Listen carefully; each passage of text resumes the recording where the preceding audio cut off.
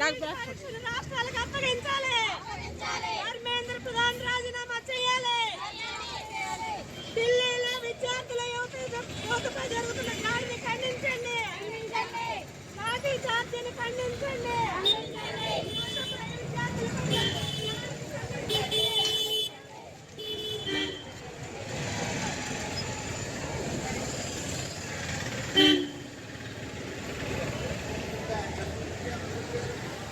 విద్యార్థులపై యువతపై అక్రమ కేసులు. చాలా దారుణం అయిపోతుందండి. అక్కడ స్టూడెంట్స్ కొట్టేస్తున్నారు కదండి. నీట్ ఎగ్జామ్ రాస్తే కష్టపడి చదివి 3 times లీక్ అయిపోయింది కదండి పేపరు. ఎగ్జామ్ రాస్తే 3 సార్లు ఆ నీట్ పేపర్ లీక్ అయింది. కష్టపడి చదివిన వాళ్ళు ఏమైపోతారు, మళ్ళీ రాయాలంటే రాయలేరు. కాబట్టి ఒక అమ్మాయి ఏం చేసింది, ఎప్పుడైతే పేపర్ లీక్ అయిందో ఆ అమ్మాయికి ఇప్పుడు మళ్ళీ ఈ పేపర్ లీక్ అయింది కాబట్టి క్యాన్సిల్ చేసేస్తారు, మళ్ళీ నేను రాయాలంటే ఇంత చదువు చనిపోయింది.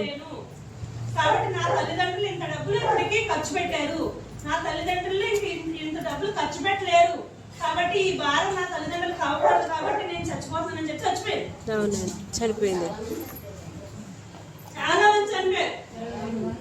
అలాంటి అంతమంది చనిపోతే ఆ అమ్మాయి ఇన్స్పిరేషన్ గా చేసుకుని ఇంత అంటే ఆ అమ్మాయి చనిపోయింది. ఎందుకు చనిపోయింది? ప్రభుత్వం యొక్క వైఫల్యం వల్ల చనిపోయింది. కాబట్టి ఇంతమంది ఇంకెంతమంది మనం పోగొట్టుకోవాలని చెప్పేసి అప్పుడు యూత్, స్టూడెంట్స్, అలాగే యువకులు అందరూ కలిపి కోర్టులో కేసు వేశారు. కోర్టులో కేసు వేస్తే ఆ ధర్మేంద్ర ప్రధాన్ రాజీనామా చేయాలని చెప్పేసి కోర్టులో కేసు వేస్తే సుప్రీంకోర్టు జడ్జి దాన్ని తీసుకోవడానికి సిద్ధంగా లేడు. లేకపోతే అప్పుడు ఇంకా వీళ్ళు ఏం చేశారంటే వీళ్ళు అమెరికాలో ఉన్న కుర్రాడు, మన రాష్ట్రానికి సంబంధించి అమెరికాలో ఉన్న కుర్రాడు మొత్తం వాట్సాప్లో ఇట్లా నీటిలో ఇంత జరిగింది, ఇంతమంది విద్యార్థులు చనిపోతున్నారు, కాబట్టి దీని మీద మనం ఆందోళన చేయాలని చెప్పేసి పిలిపిస్తే కేసు వేస్తే వీళ్ళు బొద్దింకల్లాగా వచ్చి సుప్రీంకోర్టు జడ్జి ఒక అవహేళనగా మాట్లాడారు. మాట్లాడేటప్పుడు వాళ్ళకి ఆక్రోచ్ అని చెప్పేసి ఎప్పుడైతే మాట్లాడారు, మేము కాక్రోచ్లమే కాబట్టి వాళ్ళ మీద రోడ్డు ఎక్కుతామని చెప్పేసి కాక్రోచ్లు బొద్దింకల సక్క ఎంట చూద్దామని చెప్పేసి వాళ్ళు ప్రెస్టేజ్ లో తీసుకుని వాళ్ళు రోడ్డు మీద వచ్చారు. ఇవాళ పోరాటం ఎంతవరకు వెళ్ళింది? 1 కోటి మంది అండి. అలా మొత్తం 1 కోటి మంది ఏర్పడ్డారంటే స్టూడెంట్స్ అందరూ. ఇవాళ 1 కోట్ల మంది స్టూడెంట్స్ ఏర్పడమే కాదు, వాళ్ళకి ఎంతమంది మద్దతు ఇస్తున్నారు? ఫ్యామిలీస్, రైతులు వచ్చేసారు, సినిమాయాక్టర్లు వచ్చేసారు, తర్వాత శాస్త్రవేత్తలు వచ్చేసారు, రైజర్లు వచ్చేసారు, క్రికెటర్స్ వచ్చేసారు. ఇప్పుడు మొత్తం ఓవర్ కార్మికవర్గం కూడా ఇవాళ ఆ విద్యార్థులకి మద్దతుగా నిలబడ్డారు. ఎందుకు నిలబడ్డారు? వాళ్ళు అడిగేది న్యాయమైన డిమాండ్. విద్యా వ్యవస్థలో మార్పు రావాలి. చదువుకున్నవాడికి మార్కులు, ర్యాంకులు రావట్లేదు, చదువుకున్నవాడికి వస్తున్నాయి. ఇవాళ ఐఏఎస్ అవుతున్నారని చదువుకున్నవాడు కాదు, చదువు రానాళ్ళు అయిపోతున్నారు. కాబట్టి ఇవాళ విద్యా వ్యవస్థలో మార్పు రావాలి. కొన్ని అంబేద్కర్ రాసిన రాజ్యాంగాన్ని మొత్తం తూట్లు పొడిచేస్తా ఉన్నారు. ఆర్ఎస్ఎస్ భావజాలాన్ని ఇవాళ దాంట్లో రాజ్యాంగంలోనే వాళ్ళు అమలు చేస్తున్నారు. ఆర్ఎస్ఎస్ భావజాలం ఏంటి? మనువాదం ఏం చెప్తుంది? ఆడది మొగుడు చెప్తే బయటకు రాకూడదు, సతీసాగం, ఇవన్నీ రాజా రామ్మోహన్ రాయ్, కందుకూరి వీరేశలింగం గారు వీళ్ళందరూ చేసిన పోరాటాలను ఇవాళ నీటిలో పోస్తూ మొత్తం మనువాదాన్ని వాళ్ళు ప్రవేశపెట్టాలని చెప్పేసి ఒక మత ఆధారంగా ఇవాళ ప్రభుత్వం నడుపుతున్నారు. బీజేపీని నడిపేది ఆర్ఎస్ఎస్. ఆర్ఎస్ఎస్ అంటే ఒక మత సంస్థ, ఆ మత సంస్థ నడుపుతుంది. కాబట్టి ఇవాళ భారతదేశ రాజ్యాంగం లౌకికవాదం. భారతదేశం లౌకికవాదంతో భిన్నత్వంలో ఏకత్వం ఉన్న దేశం మనది. అలాంటి దేశంలో ఇవాళ ఒక మతానికి ఆధారంగా ఇవాళ పనిచేస్తుంది ప్రభుత్వం. కాబట్టి ఈ ప్రభుత్వం ఎంతవరకు తీసుకొస్తుందంటే అవసరమైతే గాళ్ళు వాళ్ళే చేస్తారు, గోళ వాళ్ళే పెడతారు.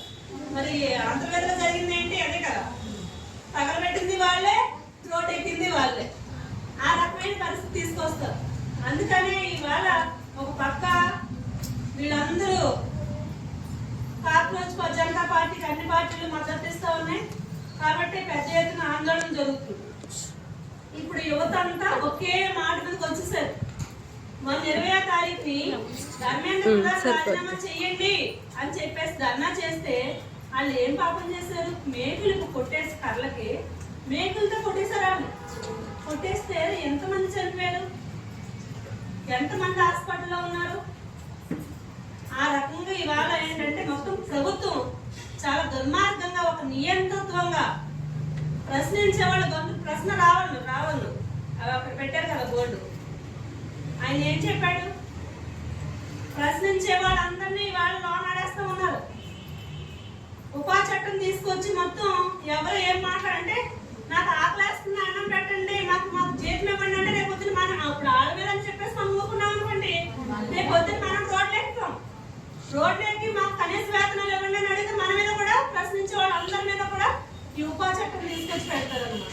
పెట్టి జైల్లోకి నెడతారు. కాబట్టి ఇవాళ రావని కాదు, అనేక మంది ఇవాళ మేధావర్గం అంతా కూడా ఇవాళ బయటకు వచ్చి సంస్థల మీద నిలేస్తున్నారు, ప్రభుత్వాలు నిలేస్తున్నారు. ప్రభుత్వం ఇవాళ ఇప్పటికే అపస్పాలు అయిపోయింది.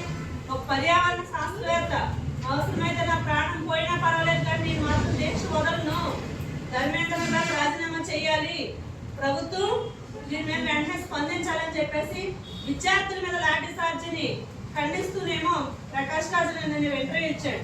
అంటే వీళ్ళందరూ మొత్తం టాలీవుడ్ బాలీవుడ్ అందరూ వస్తున్నారు. కాబట్టి ఇవాళ ప్రభుత్వం మెడలు వంచి ఇవాళ రండి చర్చల కంటే మేము అక్కడికి రాము, మీరు కావాలి ఇక్కడ రండి అని చెప్పారు. అందుకని ఇవాళ దేశం అంతా వాళ్ళకి మద్దతు ఇస్తూ ఉన్నారు. ఎందుకని భవిష్యత్తులో మన బిడ్డలు ఉద్యోగాల్లోకి రావాలంటే, చదువుకున్న యువత ఉద్యోగాలు కావాలంటే ఇవాళ ఉద్యోగాలు ఖాళీ ఉన్న ఉద్యోగాలు పోస్టులు తీయాలి, ఇచ్చే వ్యవస్థ మార్పు రావాలి, నీట్ పరీక్ష అనేది రాష్ట్రాలకే ఇవ్వాలని చెప్పేసి ఎన్ని డిమాండ్ల మీద వాళ్ళు చేస్తున్న పోరాటం న్యాయమైంది. కాబట్టి ఇవాళ మొత్తం దేశవ్యాప్తంగా అందరూ కూడా ఆ పోరాటానికి మద్దతు ఇస్తున్నారు. అందుకని మనం కూడా దాన్ని పరిశీలన చేస్తూ ఉండండి. చూడండి ఎంతమంది అయిపోయారు.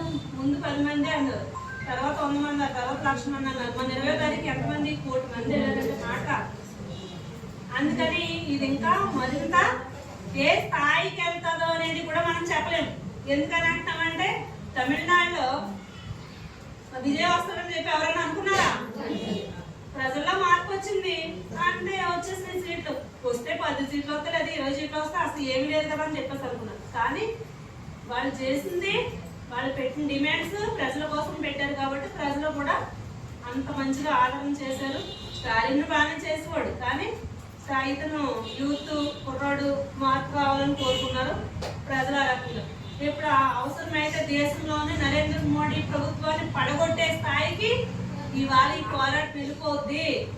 ఆ రకంగా ఇవాళ మొత్తం మేధావర్గం అంతా వెయిటింగ్ లో ఉన్నారనమాట. చూస్తున్నారు అలాగే ఏం జరుగుతుంది ఏంటనేది పరిశీలన చేస్తున్నారు. వాళ్ళు ఈ పని చెత్తగొట్టేసినా కూడా అసలు ఏ మాత్రం మడం తిప్పకుండా వాళ్ళు పోరాటం కొట్టమని చెప్పి అడిగారు. వాళ్ళు కొట్టండి మమ్మల్ని అలాగా నిలబడ్డారు, వెళ్ళి చూపే తప్ప వెనకపోలేదు. అది ఆ పోరాటం. ఇది నిజంగా ఆ పోరాటం మనం చాలా గర్వపడాలి. ఇవాళ పోలీసులు కొట్టారు కదా, ఢిల్లీ పోలీసులు. అగ్నివీర్ 4 సంవత్సరాలు పనిచేసే ఆర్మీ, అంటే దేశ సరిహద్దుల్లో ఉండే ఆర్మీ ఇవాళ మళ్ళీ వాళ్ళు కూడా చెప్తున్నారు, మీరు కొట్టింది పోలీసులు కొట్టింది మా పిల్లల్ని, కాబట్టి మేము 2 రోజులు పోతే మేము కూడా వస్తాం, మా సత్తా ఏంటో చూపిస్తామని చెప్పేసి పోలీసులు చెప్తున్నారు. వాళ్ళు వార్నింగ్ ఇస్తున్నారు. కాబట్టి ఈ అన్ని వర్గాల్లోనే మొత్తం ఈ పోరాటం ఆకట్టుకుంది. అందుకనే ఇవాళ మన సమస్యలతో పాటు ఇలాంటి సమస్యల మీద కూడా మనం పోరాటం చేయవలసిన అవసరం ఉంది. ఎందుకంటే ఇవాళ మన పిల్లలే రేపు పొద్దున్న దేశ భవిష్యత్తు నిర్ణయించేది. అందుకని మనం చదువుకునే పిల్లలకి యూత్కి ఉద్యోగాలు ఉంటే ఈ రకంగా ఇవాళకి ఇది ఇతర దేశాలకు వెళ్ళిపోయే పరిస్థితి ఉండదు. కానీ భారతదేశంలో ఉన్న ఉద్యోగాలు పోస్టులు ఖాళీ చేయకూడదు, భర్తీ చేయకుండా ఇవాళ అంబానీలకి అదానీలకి వేల కోట్ల రూపాయలు మొత్తం ప్రభుత్వ ధనాన్ని లూటీ చేసే విధంగా చేస్తున్నారు. కాబట్టి దీని మీద మనం పెద్ద ఎత్తున ఆందోళన చేయాలి. అందుకని ఈ సమస్యలతో పాటు మన సమస్యలు ఏవైతే ఉన్నాయో వాటి మీద కూడా మనం మరింత పోరాటాన్ని మనం చేయాల్సిన అవసరం ఉంది.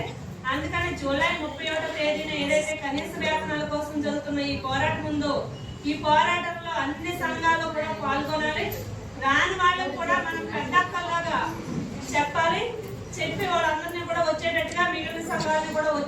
చూడాలి. విడిగా పెడితే ఈ ప్రభుత్వం కదలిక అనేది ఉండదు.